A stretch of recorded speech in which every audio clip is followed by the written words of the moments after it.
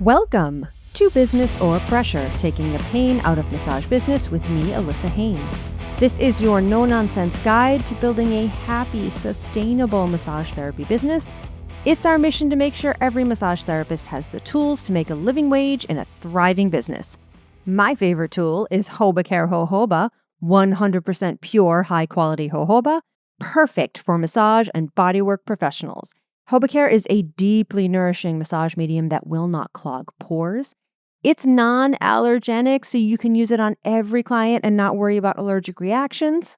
Side note, this is probably my favorite part about jojoba. Just knowing that someone's not going to have a reaction to my product is so comforting. It just takes a whole stressor away from the whole experience for me and lets me be a better, more chill massage therapist. HobaCare is shelf stable and will not stain your natural fiber sheets, so your linens are going to last longer and you're going to save a lot of money. With HobaCare Jojoba, you can offer your clients a fantastic experience that benefits both skin health and overall well-being. You, my friends, can get 20% off your order with code ABMP. Learn more at HobaCare.com. Let's jump in. So I was hanging out with my massage friend, Carlene, the other day, and I've known Carlene for about 20 years. She graduated from the same school as I did, just a couple of months ahead of me.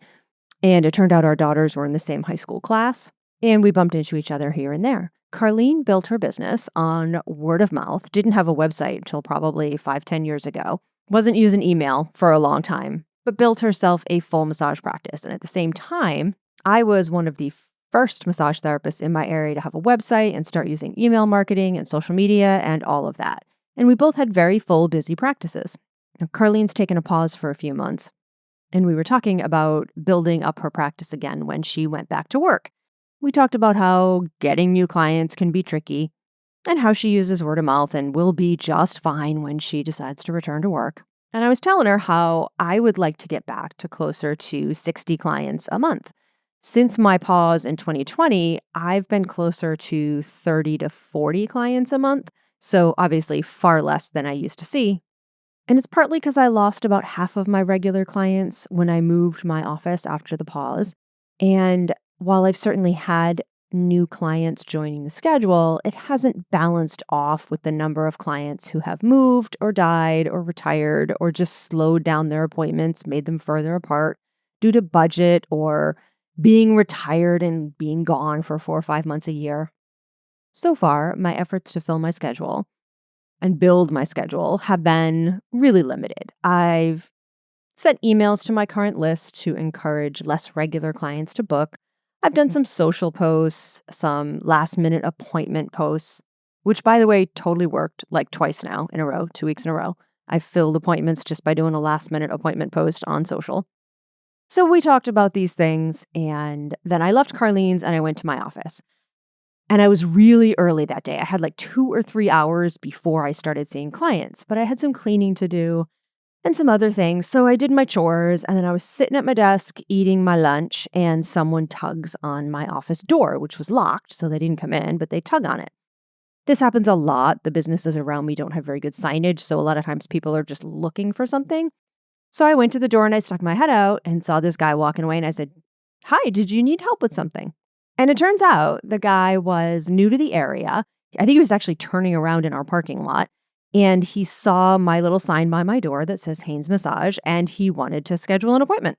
So he came in and we talked a little bit about what kind of massage he was actually looking for, and he booked for the next week. And then he came in just a few days ago, and I saw him, and he didn't book again, but he bought a gift certificate for his wife and told me he was going to book again in a month or two. And I said, "Cool, I'm going to email and nudge you if I don't see you on the books in November." And he went, "Great, that's wonderful." And then he left. But it hit me when he first walked in my door last week, saw my sign and just popped in, that signs are really helpful. And I needed a new sign, actually, for the big marquee sign by the street. He happened to see the little sign by my door, but the one out on the street is outdated, doesn't have my current business name on it, and needed to be replaced. That's a thing that I could do to help get new clients. Because when you change a sign, people notice the change. And if I change it to a big sign that says Haines Massage, people are going to be like, oh, that's a massage place there. Cool. So I ordered a new sign and it came in the mail already. And I'm going to put it up this weekend and we'll see how that goes. I'll report back. So then I started thinking through what are some other things I can do, some kind of old school stuff to get new clients in the door or to get clients coming back more frequently. So one is mail, literally postcards or greeting cards, sending birthday cards to clients or sending a holiday card this year or just sending a greeting card, a hello, hope you're doing okay card to someone I haven't seen in a while but would love to have back. Strategic postal mail can go a long way.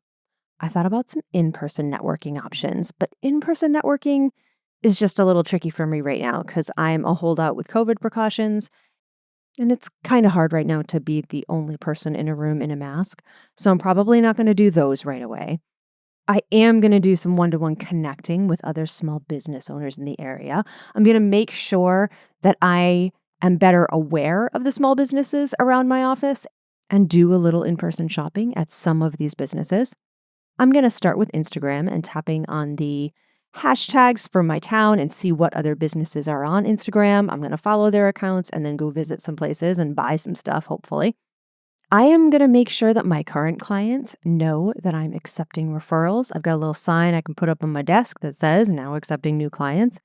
I'm going to make sure referral partners that I haven't seen in a few years still know that I'm around and know that I'm taking new clients.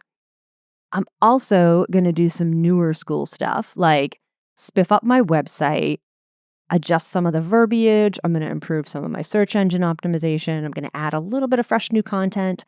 I am going to make an effort to post to Google Biz because that's good for search engine optimization. All the stuff that we've known to be useful for years in getting traffic to our websites, but do we ever freshen it up and do it? Not often because it can be tedious.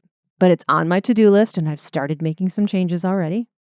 But the whole conversation with Carlene and then just having that new potential client walk in and turn into a client really reminded me that there's plenty of things I could be doing that I'm not doing yet to recruit new clients. The next step is to actually articulate some goals with this. And my goal is to have 4 new clients a month starting in January. And I'm going to count a new client as someone who I haven't seen in 2 years or more. But I want 4 new or old-timey returning clients a month starting in January, ideally through March or April. Again, haven't thought this all the way through yet. And I want to turn half of them into regular monthly or more clients. So I'm starting with these efforts right away. I got the little sign up in my office. I'm going to drop some emails to some old referral partners. I think I'm going to start writing out actual postal mail to clients I haven't seen in quite a while and just plan to start sending them out in January. I'm not going to send anything pre-holiday. And I'm going to track new clients that are coming in and also how they're coming in. So I know where to put more of my effort at the end of the first couple of months so I can see what's working and what's not. The moral of my story and what came out of hanging out with Carlene was that I had forgotten that old school marketing methods still work. So make sure your sign is spiffed up. Make a little checklist for yourself to make sure you're doing all the things you need to do to get the right number of clients on your table. And let me know how it goes. Today's high five goes out to a former client of mine who was actually the mom of a woman I went to high school with, who called me kind of out of the blue to me a couple of years ago and said, I have this knee and hip thing, and my daughter told me that you're a massage therapist now, and I need a massage therapist. And I saw her for her hip and knee thing, and then I saw her ongoing just for general care. She took a few months off here and there to have a surgery or two, but I saw her pretty regularly, and she just moved away, actually, to live with that daughter that I went to high school with, about an hour or so away. And she said, I'm still going to be back here pretty regularly, so my plan is to book some appointments with you when I'm back here for other things. And I said, great, that's wonderful.